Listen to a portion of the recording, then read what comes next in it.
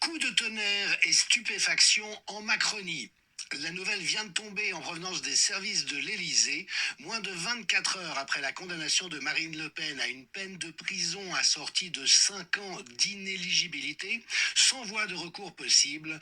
Emmanuel Macron, alias Foutriquet, alias Macronescu, vient d'accorder sa grâce présidentielle à l'intéressé. Alors bien sûr, les observateurs se perdent dans conjectures. Le tyranno français a-t-il voulu imiter Joe Biden et ses grâces tous azimuts? Ou bien aurait-il été pris de scrupules? L'analyse qui suit provient de Juan Branco, alias je les enverrai bien tous à la guillotine, au regard de, par exemple, la main-d'œuvre gratuite fournie par McKinsey pour l'élection présidentielle de 2017, avec des salles louées à prix d'amis sans aucune condamnation ni même enquête judiciaire pour Macron. L'affaire McKinsey, 2,5 milliards d'euros de détournement de fonds publics.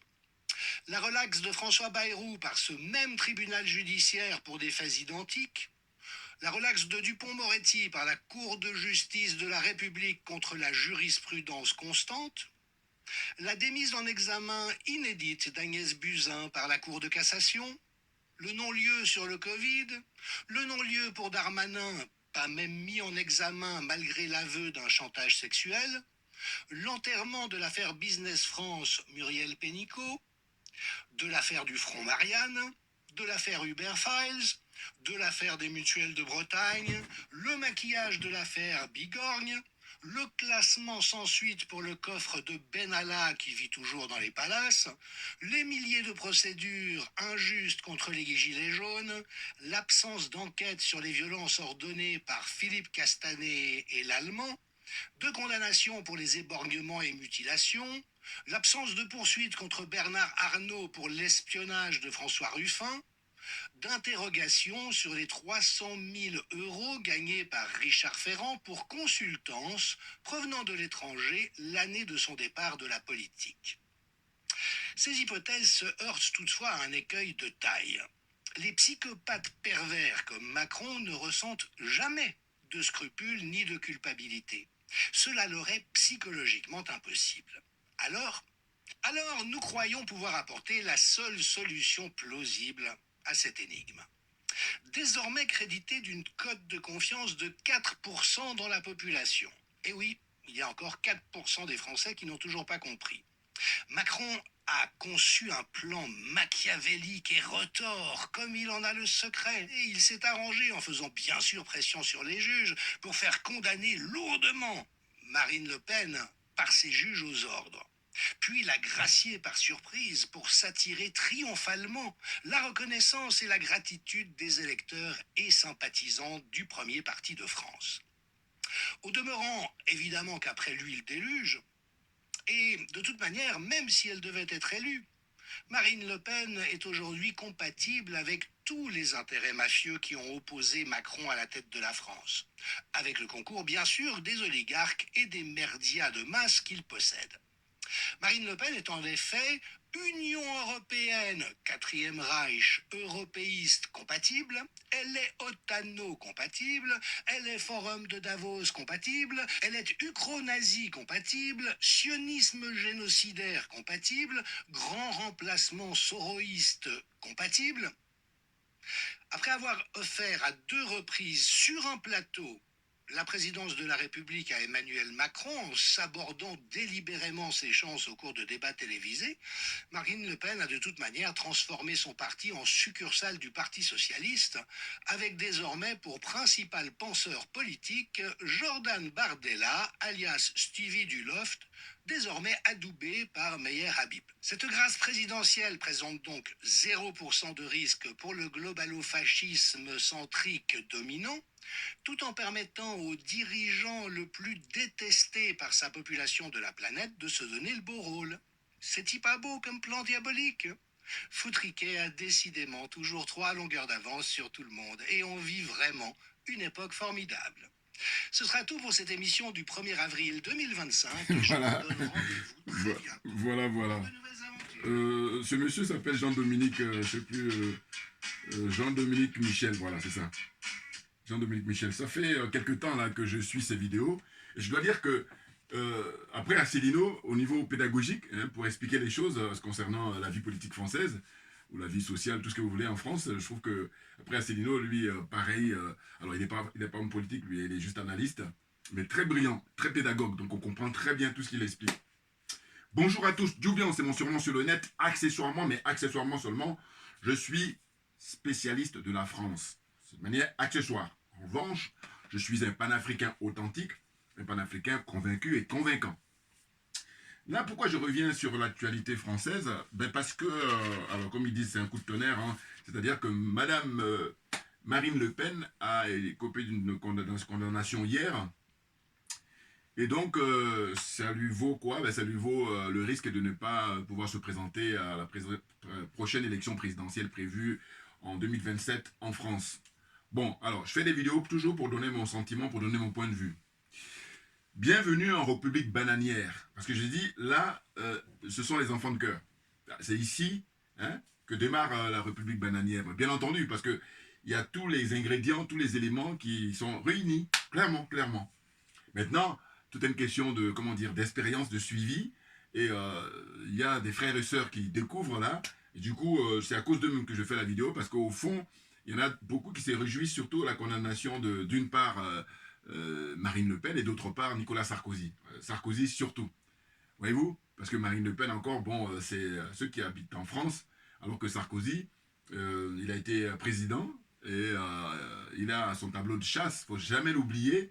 Et c'est justement pour ça que je fais mon analyse, parce que ça c'est mon point de vue perso, et je suis convaincu de ça. Voilà. Mais évidemment, chacun a son point de vue. Maintenant, il faut mettre ça sur la table, et puis les gens vont apprécier. Tableau de chasse de M. Nicolas Sarkozy, qui lui aussi a été condamné bien avant Mme Le Pen. Alors lui, par contre, c'est vraiment, comment dire, les charges qui pèsent contre lui et puis les accusations, mais je crois qu'il a un record là. C'est un record hein, dans la vie politique française. Voilà. Les hommes et femmes politiques en France, je crois que Sarkozy, ce qu'on lui met dans la balance comme accusation, il y en a beaucoup. Voilà.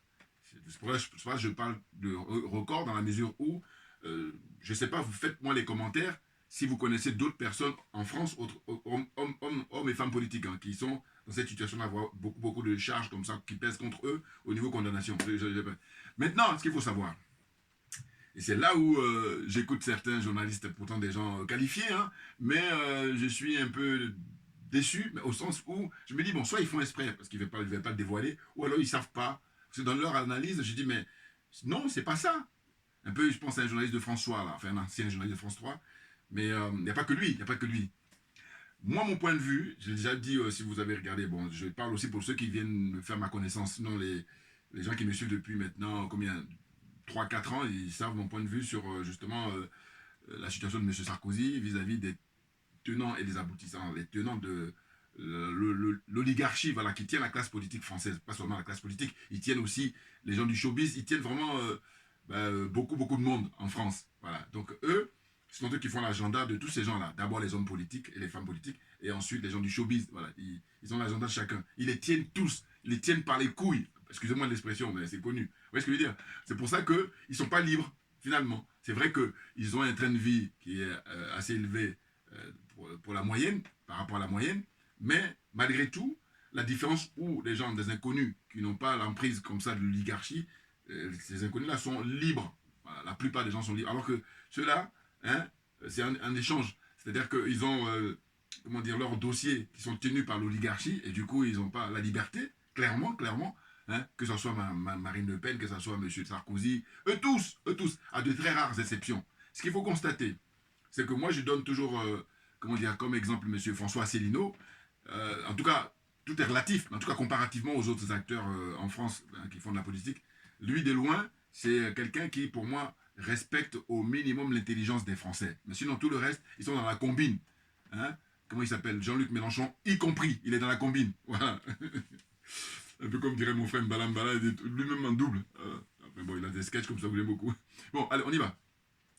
Qu'est-ce qui se passe? Je vais d'abord commencer par Nicolas Sarkozy. Après, je finis avec Marine Le Pen. Nicolas Sarkozy, comme par ordre chronologique, hein, puisque c'est lui qui a été le premier à être condamné, Hein, j'ai pris quelques notes, mais bon, à vrai dire, les notes m'intéressent parce que vous pouvez les retrouver sur Internet. Voilà, c'est ça. Tout ce que j'ai pris là, c'est pris sur Internet. Donc, chacun de vous, hein, chacun de nous, c'est disponible sur Internet. Donc, vous pouvez aller regarder. Voilà, c'est disponible. Même chez vous, vous tapez sur votre... Voilà. Donc, c'est vraiment une révolution extraordinaire au point de vue communication, au point de vue information. Moi, ce que je pense, là, je redis, je vous dis, j'avais déjà parlé, c'est que Nicolas Sarkozy, je compare avec les acteurs politiques en France aujourd'hui, en 2025, même si on revient 5 ans en arrière.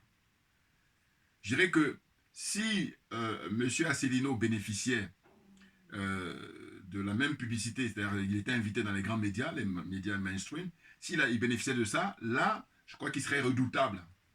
Bon, il l'est déjà, mais je veux dire que le fait qu'il ne passe pas dans ces grandes chaînes-là, eh bien, il y a beaucoup de Français aujourd'hui qui ne le connaissent pas vraiment, ou pas du tout même. Lui, il utilise le terme de invisibilité qui est mis en place par l'oligarchie. Voilà, il est invisibilisé, voilà l'expression qu'il utilise, en bon français. Voilà.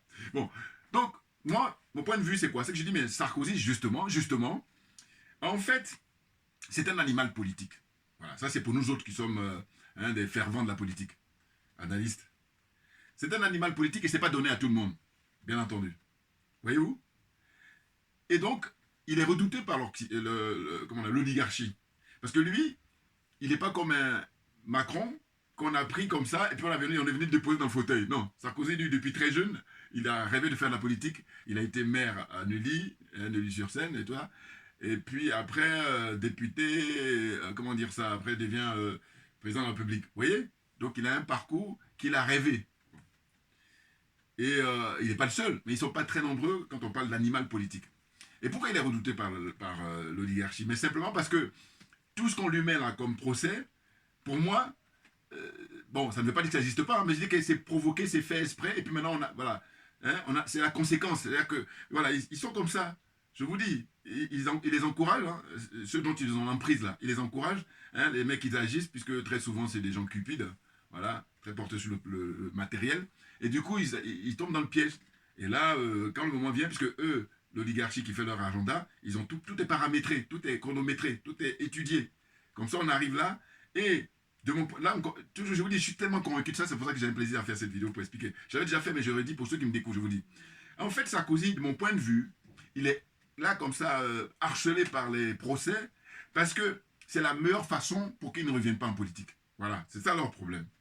Mais bien entendu. Alors quand j'ai dit ça, il faut bien comprendre que je ne suis pas un partisan de Sarkozy, hein, loin de là. Non, par contre, je suis un partisan de la vérité et de la justice. Voilà. C'est-à-dire que je ne supporte pas l'idée que on attrape une personne et puis les autres qui sont soit pareils que lui, si ce n'est plus, ils sont cachés. Et puis, voilà, l'histoire du bouc émissaire. Voilà. D'une certaine façon, pour moi, Sarkozy, vous avez vu le monsieur dont je montrais tout à l'heure là, il a parlé pendant 4 minutes là. Ouais. Eh bien, il explique tout. Alors, je pense que c'est l'impression d'avril qu'il a fait hein, à ses abonnés. Hein, parce que moi, je ne suis pas abonné, je regarde de temps en temps parce que je trouve que vraiment, je vous dis, hein, allez-y regarder parce que il a beaucoup de comment dire ça. Euh, il explique bien les choses, voilà, pour parler en termes beaucoup plus simples. Il explique très bien les choses. Voilà. Et je dis, moi je l'ai découvert, c'est beaucoup plus récemment, alors que Arcelino, je connais depuis 10 ans, par exemple, donc voilà, c'est pas pareil. Mais cela dit, je le mets dans la lignée de Asselineau, quand bien même il ne fait pas de la politique au sens de M. Asselineau. C'est un acteur politique, non. Lui, il fait plutôt commentateur. Bon. Et donc, je dis que Sarkozy est redouté parce qu'en réalité, s'ils ne lui mettent pas tous ces procès-là, mais dites-moi, qui, aujourd'hui en 2025, j'accepte M. Asselineau qui est invisibilisé volontairement par l'oligarchie, donc dites-moi qui peut faire le poids face à Sarkozy, au point de vue charisme? Non, personne. Hein, je parle d'aujourd'hui en 2025, hein. Je ne parle pas d'il y a 15 ans où il y avait Chirac, machin, ça, non. Aujourd'hui. Donc, je crois que c'est pour ça que l'oligarchie, ne voulant pas qu'ils reviennent en politique, alors maintenant on me dit, mais pourquoi ils ne veulent pas? Mais ils ne veulent pas parce qu'en fait, eux, dans leur agenda, ils planifient, hein, telle personne, toi, tu vas passer maintenant. Par exemple, ils ont fait de manière à ce que Hollande passe. Par exemple, quand on a éliminé François Fillon, voilà, c'est ça, hein, François Fillon. Quand on l'a éliminé, alors que si lui, il n'était pas désavoué par l'oligarchie, c'était quelqu'un qui serait président. Il aurait eu au moins un mandat, au moins. Mais là, eux, ils ne voulaient pas. Ils l'ont juste mis, ils ont fait monter la sauce, et puis le moment venu, paf, ils coupent la tête. Enfin, en tout cas, ils t'éliminent. Voilà, c'est ce qu'ils ont fait pour, comment dire ça, ce François Fillon. Et donc, là, pour Nicolas Sarkozy, en fait, l'idée, c'est de dire, si ce monsieur-là, si ce monsieur, on lui met pas ces procès-là, eh ben, il va revenir devant les Français, et les Français... Alors, les commentateurs, beaucoup vont dire, oui, mais il pèse plus rien. C'est pas vrai. Voilà, vous voyez, c'est là où je dis, ils sont démagos. Et bien entendu. Non, non. Avec le nombre de trucs... Parce qu'en réalité, tout à l'heure, je vous montrerai deux bouquins avant de finir. Bon, de Philippe Pasco, parce que lui, il a écrit, même il est rendu là son 3e ou 4e bouquin, qui est sorti là il y a maintenant un mois ou deux, où il récapitule en France les hommes et les femmes politiques, voilà, qui sont impliqués dans les affaires de justice. Voilà. République bananière, c'est pour ça que je dis ça, voilà, c'est tout. Bon, non, parce que dans une république qui se respecte, eh ben, d'abord, tout le monde est au même niveau, hein, voilà. Et puis, il n'est pas question de dire, sous prétexte que tu as un mandat de je ne sais quoi, on te donne les bracelets, et puis, pour la même peine, quand c'est un citoyen ordinaire, eh ben, il va payer, même pour moins que ça, des fois, voilà, c'est ça. Pour moins que ça, il paye la prison physique, direct, alors que là, on donne les bracelets parce qu'ils sont des personnalités, je ne sais pas quoi. Donc, non, non, non, il n'y a pas égalité de traitement. Donc, à partir de là, excusez-moi, voilà. Hein, quand on sait que l'emblème de ce pays, c'est liberté, peut-être, égalité, sans doute, enfin, sans doute, non, sans doute pas, je veux dire, non, non, non, pas d'égalité, c'est clair. Et puis, qu'est-ce qu'il y a encore? Liberté, égalité, fraternité, bon, ça se discute, voilà. Mais dans les 3 mots-là, ce que je dis qu'on doit barrer, c'est égalité. Et voilà, ça, c'est de la vraie arnaque. L'égalité, c'est la vraie arnaque. Alors, les plus malins, là, ou les petits malins, ils vont dire, oui, mais quand on dit ça, c'est égalité en droit. Tu parles, égalité en droit, justement, pourquoi lui, il a des bracelets, lui et elle, ils ont des bracelets, et puis les autres, alors pour moins que ça, ils n'ont pas de bracelets. Donc voilà, non, non, faut arrêter. C'est de la pure escroquerie, ce que j'appelle l'escroquerie morale. Voilà. Donc en fait, ce que je voulais expliquer, c'est que je dis Sarkozy, de mon point de vue, hein, toujours encore une fois, c'est mon point de vue. Voilà, maintenant, je vais partager dans les commentaires.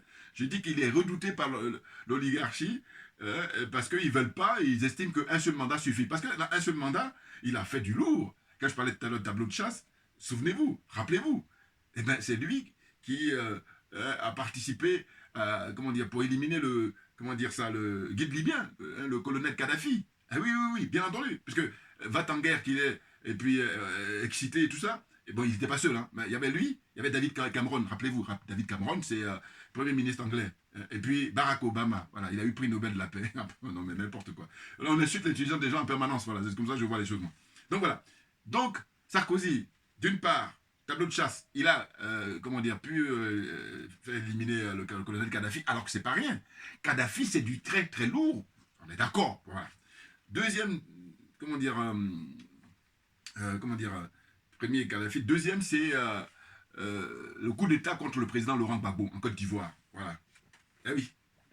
Il a d'autres éléments ou d'autres, comment dire ça, points à son tableau de chasse, mais les plus gros morceaux, c'est d'une part, je vous dis, le colonel Kadhafi, puis d'autre part, comment dire ça, le président Laurent Gbagbo. Maintenant, c'est paradoxal, on est d'accord, mais c'est un choix qui est décidé par les oligarques ici, qui eux décident, et surtout qui font la pluie et le beau temps au XXIe siècle, en ce qui concerne la politique française, les acteurs politiques. Voilà. C'est malheureux, mais c'est comme ça. Maintenant, il appartient au peuple de pouvoir, à un moment donné, on lui a volé son pouvoir, mais d'aller le chercher. Voilà. By any means, Michael X. By any means. Voilà. Le peuple, c'est à lui que revient le pouvoir, normalement. Ils ont écrit ça partout dans tous leurs tests, sur les frontons. Maintenant, quand dans l'application, que dalle. Voilà, parce que l'oligarchie, justement, a volé ce pouvoir-là au peuple. Et donc là, on assiste à toute cette manigance, à ce manège, toutes ces mises en scène. Et comme beaucoup de gens ne sont pas avertis, eh bien, ils n'y voient que du feu. Alors, maintenant, nous, à notre petit niveau, hein, à mon petit niveau, là, je l'explique. Et bien, je dis, moi, je prétends être un être humain, donc je refuse qu'on insulte mon intelligence. C'est la raison pour laquelle faire ces vidéos, c'est thérapeutique. Ah oui, oui, oui, oui. Ça fait du bien. Non, parce que, non, c'est bon, quoi. Vous avez vos fortunes, tout ce que vous voulez, mais d'abord, il faut vérifier dans quelle mesure ou dans quelles conditions vous les avez eues. Mais au moins, qu'on nous laisse l'intelligence, la réflexion. Voilà, c'est tout ce qui nous reste. Voilà. Bouya, bouya, bouya, bouya. Bon, allez, on y va, continue. On est bon. Donc, je disais quoi? Je disais, mais Sarkozy, moi, j'ai toujours pensé ça. J'ai dit, mais c'est pas possible. Ce monsieur, ils ont peur qu'il revienne. Et c'est la meilleure façon de faire. Bien entendu, il n'y a pas autre façon. Donc, lui, il le sait, par contre. Il le sait, hein, il en est conscient. Donc, c'est un deal comme ça qui existe. Voilà. Notamment le fait qu'il ne puisse même pas être enfermé physiquement. Voilà, on donne les bracelets. Par exemple. Hein? On me dirait, il n'y a pas que lui. Mais non, mais le problème, c'est que les citoyens ne sont pas mis au même niveau. Qu'on soit d'accord. Donc, il faut arrêter de dire, on est dans une république, et puis égalité. Ça n'existe pas. Voilà. Ou en tout cas, ça reste théorique. Donc c'est ça, en fait, mon point de vue sur les condamnations que peut subir comment on appelle ça, Monsieur Sarkozy, parce que c'est vrai que les frères panafricains et les sœurs panafricaines, quand ils regardent ça, souvent, je pense surtout à ceux qui sont les soutiens du président Laurent Gbagbo, hein, ils se frottent les mains en disant ouais, bien fait pour lui. Oui, mais d'accord, mais il faut comprendre les enjeux, il faut comprendre aussi qu'est-ce qui se passe réellement, voilà. Et moi, voilà, ayant compris ça, je donne mon point de vue et puis je dis encore une fois, dépêchez-vous à donner vos avis dans les commentaires. Ouais, ouais, ouais. Il dit toujours les costumes, cravates et diplômes, à ne pas en finir. Là, ce que je viens de dire, là, vas-y, fais ta vidéo et puis fais comme moi et permets tes arguments. Non, non, non. Mais oui, parce que c'est une question de domaine. Le domaine dans lequel on est, voilà, nous autres, on est comme des poissons dans l'eau. Et puis on a une liberté, mais beaucoup plus importante, naturellement. Parce que tous ces gens-là, la plupart du temps, certes, ils ont des bons diplômes, ils ont des bons niveaux, hein, mais simplement, ils sont corrompus. Voilà. Corruption morale, dans un premier temps, et ensuite corruption matérielle. Et donc, à partir de là, ils sont menottés, ils sont cernés, ils sont. Voilà, ils ne sont pas libres. Voilà, parler français beaucoup plus libre, plus simple. Ils ne sont pas libres. Pas du tout. En apparence, ils font le malin, mais ils ne sont pas libres. Parce que quand tu es libre, ben, tu dis ce que tu penses réellement. Hein. Comme ce monsieur-là, tout à l'heure. Même si des fois, je vois qu'ils ont des limites. Même à Céline, pareil. Parce que moi, par exemple, je me permets de dire que M. Macron, eh ben, jamais il a été élu régulièrement en France. Jamais. C'est des mises en scène. Et comme ils ont beaucoup, beaucoup de moyens, les gens n'y voient que du feu. Quand M. Asselineau utilise le thème d'invisibilité, ça pose un problème fondamental dans un pays qui se veut démocratique, hein, dans un pays qui a influencé pas mal de pays dans le monde entier par rapport à sa culture, par rapport à l'éducation, par rapport à je ne sais quoi encore. Vous comprenez? Voilà. Donc à un moment donné, il faut être exemplaire, ce qui n'est pas le cas au XXIe siècle, surtout. Clairement, clairement. Et je tenais à le dire ça. Le dire tranquillement. Vous voyez? Donc j'ai dit, selon moi, première candidature de M. Macron, celui, comment dire, Macron n'a pas gagné les deux élections, voilà, c'est ça, ce que je veux dire. Ouais, ouais, ouais. Il n'a pas gagné. Il n'a pas gagné. On a écarté dans un premier temps François Fillon. François Fillon. Pour moi, c'était Fillon qui était élu le premier. Voilà. Mais quand je dis ça, c'est que il faut que toutes les conditions soient réunies, ce qui n'était pas le cas. Et puis lui, qu'est-ce qu'on lui a reproché à l'époque? On a dit, oui, costume, et puis il a pris sa femme comme attachée parlementaire. Oh, je vous dis, quand vous regardez les bouquins, là, voilà, je vais vous montrer à la fin tout à l'heure. Philippe Pasquier, là, hein, Philippe Pasco, excusez-moi. Voilà, elle a écrit ça. Et puis là aussi, avec une autre personne, ce sont deux, Graziella et puis Pasco, là, délit d'élu, 400 politiques aux prises avec la justice. Donc, même pas la peine. Donc, je dis que pour moi, c'est François Fillon qui devait gagner si toutes les conditions étaient réunies. Mais l'oligarchie, non. Ils ont pris Fillon juste comme un figurant, et puis le moment venu, on le dégage. C'est ce qui s'est passé. Deuxième élection maintenant, en 2017. Hein? Non, qu'est-ce que je raconte? 2017, ça c'était avec Fillon. Et puis en 2022, voilà, c'est ça. 2022, celui qui a été élu, et lui par contre, il est pire que tout, hein, c'est, comment il appelle Mélenchon, Jean-Luc Mélenchon. Eh oui, oui, oui, oui, oui. Mais là, on parle on parle aux gens avertis, hein. Oui, parce qu'il y en a plein là qui vont dire, oui, qu'est-ce que tu racontes? Bien entendu. Mais moi, je vous dis, comme je revendique d'être un être humain, on ne me la fait pas. Voilà. J'ai dit, au moins ça, je maîtrise ça. J'ai compris ça. Je dis, heureusement que j'ai compris ça. Parce que, on nous arnaque en permanence dans tous les domaines, tous les sens. Et puis ça, si tu ne maîtrises pas, bon, mais tant pis. Voilà. Hein? Maintenant, encore pareil, ça se peut que je me trompe, mais moi je suis convaincu de ça. Voilà, je dis que c'est Jean-Luc Mélenchon qui a gagné parce que j'ai regardé de près, hein, par rapport au fait que justement, quand je dis que je suis accessoirement, mais accessoirement seulement spécial de la France, c'est ça là. Pas seulement ça, mais je veux dire que c'est dans ces genres de domaines là où il y a beaucoup de gens qui ne vont même pas capter. Voilà. Hein? Vous voyez, les résultats qui sont tombés, on a vu. Hein, et puis lui, comme il est dans la combine, contrairement à, comment on appelle ça, à Fillon, ben, voilà, lui il est dans la combine, c'est que lui il sait le rôle qu'il joue, hein, un rôle comme ça d'apparence. Et donc il est pire que tout. Il est pire que tous. Jean-Luc Mélenchon. Je sais que les frères et les sœurs, là, justement, qui ont tendance à avoir un faible pour lui, eh ben, ils vont pas supporter. Mais moi, vous savez, ma religion, c'est la vérité et la justice. Tout simplement. Voilà.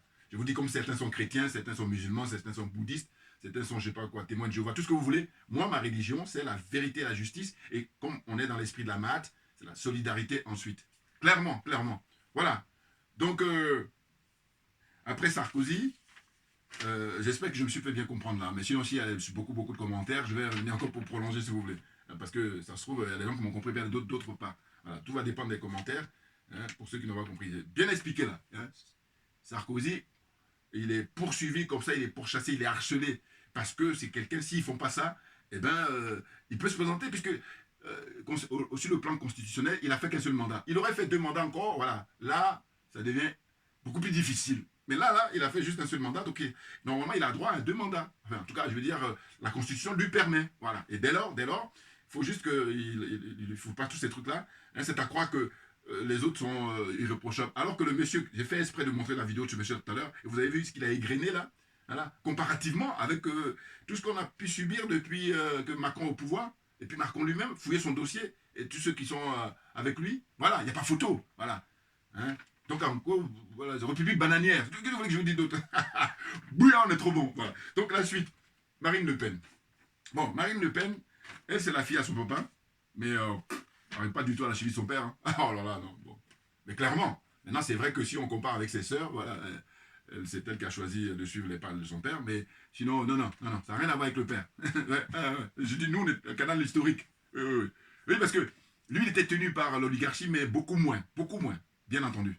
Je me souviens toujours qu'à l'époque, il se plaignait d'ailleurs, comme se plaint aujourd'hui Asselineau, mais par contre, lui, c'était moins violent qu'Asselineau, parce qu'Asselineau, c'est vraiment violent, au sens où Asselineau, ce qu'il sauve, c'est les réseaux sociaux. Ah ben oui, s'il n'y avait pas les réseaux sociaux, il serait inexistant. Parce que quand il dit invisibiliser même, hein, le fait qu'il soit invisibilisé, c'est un euphémisme. Voilà. C'est grâce aux réseaux sociaux, avec sa chaîne sur YouTube et tout ça, qui fait que voilà, il a des gens qui font sa connaissance, notamment nous autres. Voilà.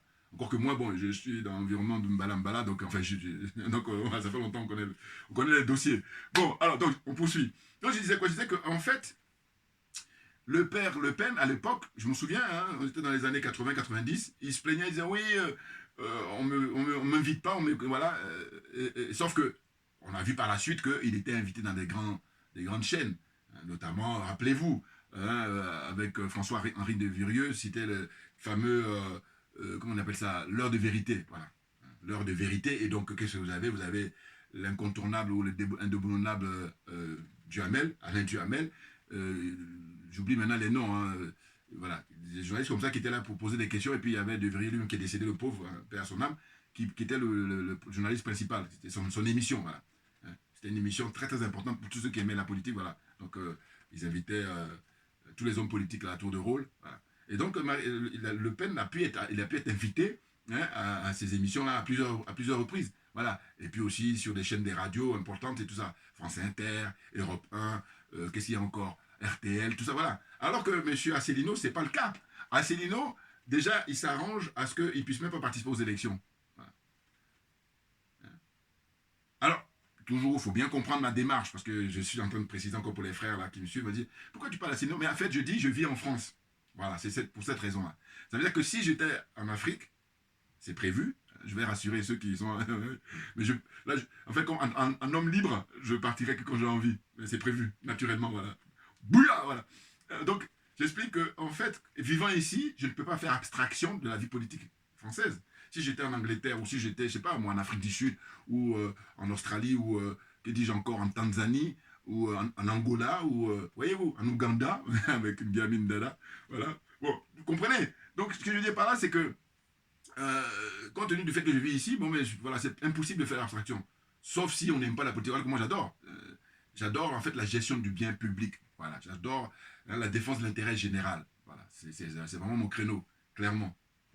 Donc, ce que je disais, c'est que finalement, hein, il est sauvé par sa chaîne YouTube qui fait des millions de vues. Si on compare, vous comparez avec tous les partis politiques, hein, tous les partis politiques français, c'est celui qui cartonne et de très très loin. Vous voyez? Donc je dis, quand je suis en train de parler de lui, c'est de dire que toujours quand on reste dans la politique franco-française. Mais quand on sort de la politique franco-française et qu'on aborde maintenant les relations entre la France et l'Afrique, il est pareil que eux, si ce n'est que lui, comment te dire, il va être peut-être moins...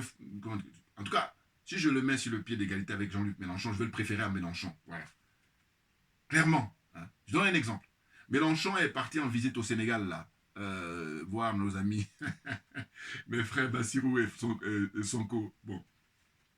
Eh ben, il leur parle de, oui, ce serait bien de les droits des, comment dire ça, LGBT, machin, etc. Mais de quoi? Il n'y a pas de priorité? C'est une question de priorité. Vous voyez? Et donc, je vois mal, si c'était Asselineau qui était allé parler de ça. Il parlait d'autres choses. Il parlait de la politique, les relations entre la France et l'Afrique, comment on va faire au XXIe siècle par rapport. Voilà.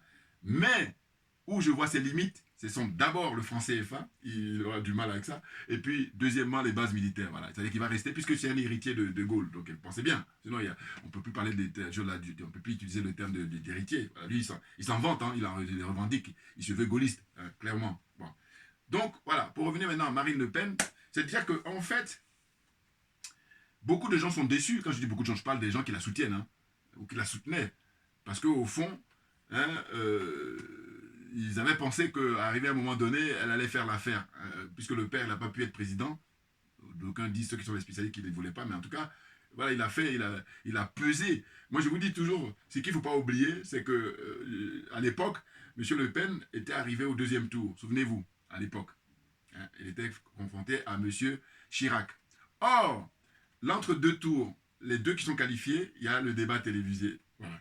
Et ça, nous qui sommes passionnés politiques, mais là, je ne riais plus, hein, parce que là, quand j'ai vu le premier débat entre Marine Le Pen et puis c'était en 2017 et Macron, j'ai dit, bon, laisse tomber. Mais c'est quoi ça? Non, voilà. Donc, nous, on parle en connaissance de cause. Mais, je vous dis, combat viril, c'est-à-dire entre qui devait avoir lieu, qui n'a jamais eu lieu, c'était normalement, puisqu'ils sont qualifiés tous les deux, hein, rappelez-vous, en 2002. Voilà, ça nous ramène très loin. Hein. En 2002, où il y avait qui? Eh bien, il y avait Mme Taubira, voilà, par exemple, qui représentait le parti radical de gauche. Bon. Et puis les gauchistes, là, ils lui ont reproché que c'était sa faute, alors que j'ai dit non, nenni, il y avait 18 candidats. Hein, 9 à droite, 9 à gauche. Comment ça fait? Or, justement, ils sont de ce côté-là, quand je vous dis, paternalistes. Ils sont de ce côté-là où... bon, c'est l'oligarchie qui leur dicte ça, et puis... Tout le monde est manipulé, mais je vous dis, c'est impressionnant. Voilà, il faut bien comprendre, donc voilà, je la fais court. Donc, ce que je voulais dire, c'est que moi, quand j'ai constaté que Le Pen non, Chirac avait refusé le face-à-face. Alors, il devait y avoir un débat. Quand on a vu qu'ils sont qualifiés, on va voir, ça va être chaud, ça va être intéressant. Eh ben non, Chirac a décliné. Il a décliné parce que, pareil, l'oligarchie ne veut pas ce spectacle-là. Parce que, à l'époque, si Chirac acceptait, bon, vous savez, je vous dis toujours que quand vous êtes dans un environnement, vous êtes dans un milieu, en général, on sait qui est qui. Voilà. C'est-à-dire que là, justement, c'est un peu la même génération, hein. Chirac, Le Pen et tout ça, je crois, normalement. Eh bien, dans le monde politique, là, ils savent, chacun sait qui est qui. Comme dans le milieu des avocats, ils savent qui est qui, dans le milieu des architectes, ils savent qui est qui, dans le milieu des bouchers, hein, la boucherie, ils savent qui est qui, milieu des... Vous voyez, une espèce de... Comment on appelle ça? Dans la profession, voilà, dans le secteur d'activité, voilà, hein, ou dans le milieu social. Hein, quand on se côtoie, en général, on sait qui est qui. Voilà. Donc en fait, Le Pen, s'il y avait eu ce face-à-face-là, ah ben, il allait, bon, évidemment, il allait allumer Chirac dans le désordre. Voilà. Et donc malheureusement, ça n'a pas pu avoir lieu parce qu'il a refusé le face-à-face. Donc moi, ça m'amuse beaucoup parce que je dis, mais non, mais les choses sont claires là. Voilà. Maintenant, sa fille, elle vient là pour jouer juste le rôle de figurante. Et je rappelle toujours, je dis, mais en fait, l'oligarchie, qu'est-ce qu'ils ont fait?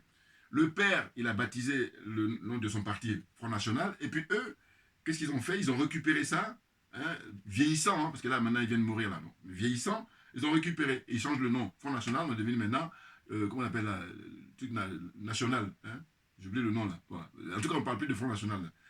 Et ce qui est drôle, c'est le fait que quand on regarde les accusations, hein, pour lesquelles elle est poursuivie là, par rapport à l'argent qu'elle a perçu, paraît-il, de, comment on appelle ça, l'Union européenne en tant que députée européenne, elle et son parti, hein, voilà.